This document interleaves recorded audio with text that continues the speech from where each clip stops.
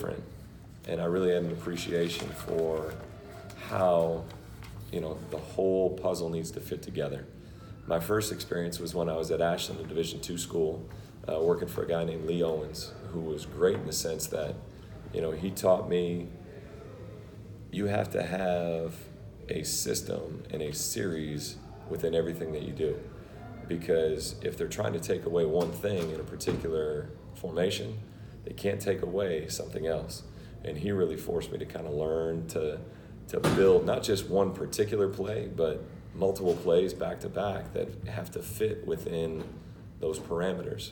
So you can kind of be one step ahead of the defense. You planning to be in the booth this season? Is that... I've gone back and forth. For the North Texas game, I was down on the ground. I kind of like being around the guys, but that's still up in the air, and that'll be determined here in the next 2 weeks, where we fit best as a staff, and what our strengths are as a staff. With Daryl Funk as the O-line guy, your O-line guy is going to be on the ground. With Coach Ball and his expertise, being a veteran wide receiver coach, he's going to be down. Whether or not you put Coach Vitzo or myself or Coach Johnson down, that's to be determined. So whatever it is, we'll try and make the most of our collective strengths so we can operate at our highest level. How many quarterbacks do you want to travel? What's optimal for you? A lot of those decisions are based on, unfortunately, it's based on what's the greatest need. I was fortunate. I was a walk-on quarterback at the University of Michigan in 2002. I found a role in 2003 where I became the guy who knew all the signals, and I could hold for a left-footed kicker who was our backup kicker. And so I remember to this day, leading into, I think it was game 2, we were about to play Oregon in 2003, and all of a sudden coach is preparing me to travel, and it was a tremendous experience. We traveled 4 quarterbacks, and I went mostly because of a need on special teams, and that'll be the case here. It's if we need to travel an extra body on special teams, we're going to travel it on special teams. But if we've got the flexibility to take one as a quarterback, then we'll do it. And it all ultimately comes down to how well those guys perform to warrant whether or not you need to travel them. Can you talk just about Jeff, the challenge that you're taking on? I mean, I know stats are stats and everything else, but last year, the dead last, I guess, total offense and most of the offensive categories. Could you have taken on a bigger challenge, you think, than the one that you stepped in? And tell me about how you've embraced it, and tell you how you take it every day by day. And also, do you see in these guys? I know they're all competitors, goes without saying, right, but an earnestness, for lack of a better word, where they come back and really kind of. Oh, I think everybody. They want to tone. They want to make. Right. They're proud. Yeah. They know that last year wasn't a good year. Everybody on offense and everybody on this team has a tremendous amount of pride. If you don't have pride in yourself, there's no reason to go out there and compete. And one of my first meeting with the offensive unit was to put it out there in black and white and show them exactly where we were. And if you don't at least acknowledge where you were, you can't make any changes and you can't go somewhere else. And I told them, where we are right now is not where we're going to end up. And it's our job to put you in position to make those plays. And then when we put you in position to make those plays, you got to go make them. Yeah. And so that's where we've had a heightened sense of urgency as a unit, which has been good.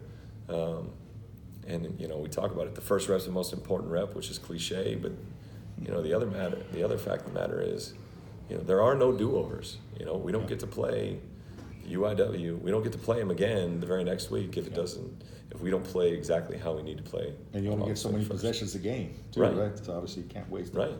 Right. Just to get back to Frank just briefly again, Frank Harris.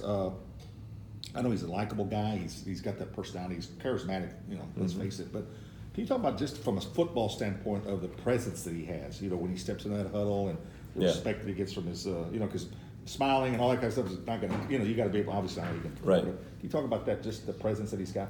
Yeah, no, and I think the big thing that you got to do as a quarterback, regardless of who it is you've got to make plays. And when guys get open, you've got to give them the ball. If not, you're going to lose the trust of your team. And that's one thing, doesn't matter who it is. And that's where these guys, as the group, have done a better job in the fall, even in comparison to the spring, is giving guys a chance to go make plays when they've won their one-on-one matchup. Right. And so that's where we've taken steps and need to continue to improve as we get ready for game one. And Frank has that presence. I mean, he has that. You know what I'm saying? That presence. I know you don't want to be prejudiced with one guy or the other. I know you got to worry about all of them, and I respect Right. that. No. But doggone, I want to talk about Frank Harris. Yeah. But what just the presence that he's got in the huddle and stuff. Yeah. He knows what he's doing, and that's been really, really good. So he's helped out in that regard, and guys trust that he knows what he's going to do. Is it an advantage because you've been a quarterback? You know what these guys are going through. How big of an advantage is that for grooming them for this position? Because this is a grind. I mean, Right. No, I think, I was fortunate. I've had tremendous mentors, not only as a player but as a coach. You go back to my high school head coach, Mike Carr, who helped get me ready to go to the University of Michigan, and then playing for Scott Leffler, who's now the head coach at Bowling Green. He did a really good job of teaching us the game and advancing my knowledge. And then you add in Coach Lloyd Carr, and I mentioned the story about when I was playing as a quarterback at Michigan. As a walk-in, you didn't get a whole lot of reps. But when you did get reps, and Coach even mentioned this, his job was to create the most pressure environment that he could possibly create. Because you talk about when you're out there, everybody's looking at you as the quarterback, and everybody expects you to perform. And so he tried to make things as difficult as possible, just so when the time did come, it wouldn't be any different. And so those two helped mold me. And then, I worked when I was at Central Michigan. Butch Jones was the head coach there, and that was very beneficial. And then Mike Bajakian, now the offensive coordinator at Boston College, was our offensive coordinator. And you learn so much from guys like that. And then I come to LSU, and I'm working with Cam Cameron, a guy who's been a college head coach and NFL head coach. And, I've been very, very fortunate along the way to learn from a lot of great head coaches. I mean, I can say I played or coached for 3 different guys who won a national title. When you talk about with Les Miles, Gene Chizik, and Lloyd Carr. I mean, not a whole lot of people can say that. So you learn how to do things in the right way, and you learn that there's a way to do things, and everything kind of bleeds into one another. You take care of the little things off the field, and more than likely you're going to have success once you get onto it, because it just becomes a way of life. Okay. Within a game, what role does Coach Wilson take in calling the offense? Coach has a keen eye for helping to understand when we need to go attack.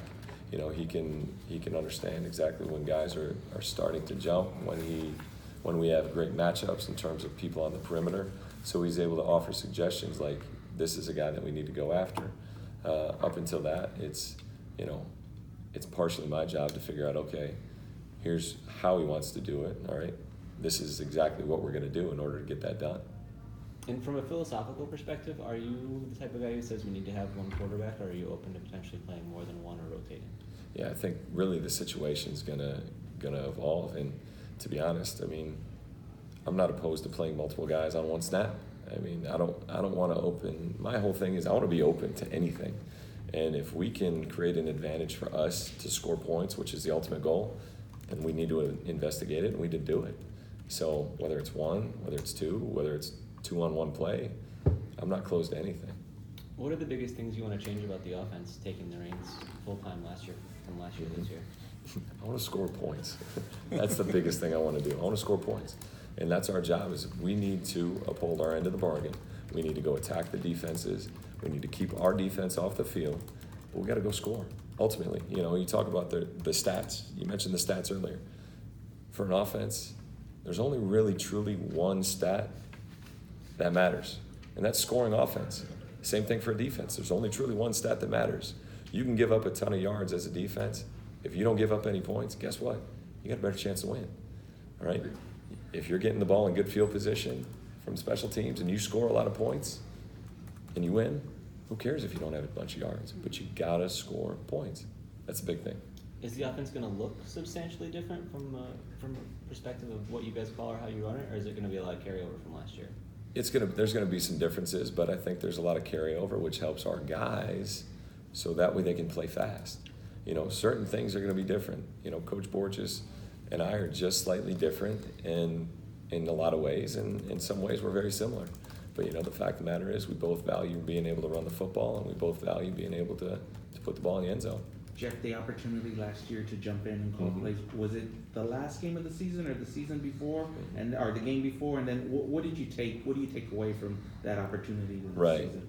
No, it was awesome having Coach Borges up in the box and seeing his perspective as I called the last game. And you know, you couldn't have asked for a better help going into my first experience as a Division I play caller. And you know, that experience was great because it was like, you know what, I'd always kind of thought you need to go out and you need to be aggressive and you need to attack and you need to take shots and you need to take the fight to the defense. And at that point, it was like, you know what, it's exactly what we're going to do. And so that was good. And at that point, that was our best way to win, and we felt like that was going to give us an advantage. So it was just the one last game, or was it the final two? Yeah, it was the last game.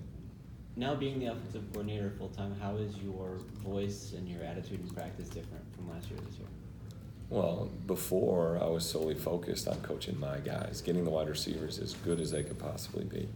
And now you've got to take a collective hold of the unit as we get going. And so, you know, before we take the field, it's bringing the group up and making sure that everybody is ready to go and having that sense of when guys need to be prodded, having that sense of when guys need to be loved, and really focusing in and feeling more of the big picture as opposed to just focusing in on doing my job with the wideouts. That player relationship aspect has been talked about a lot by the guys. Mm-hmm. How did you go about building that, and how much of a priority is that for you to relate to them in that way personally? Well, I think, you know, one of the benefits is the vast majority of the roster, I've been here when they were recruited. You know, you think about only a few guys, truly the fifth-year seniors are guys that were here when we first got here. So being involved in the recruitment process helps to build that relationship because you've gotten to know a lot of their families, whether they came on trips or whether you went into their homes. That helps. And then, you know, being around, understanding exactly what problems guys have had in the past, or what has gone on in their personal life. It allows you to relate to them and allows you to truly get a feel for what kind of people they are. Thank you. Awesome. Just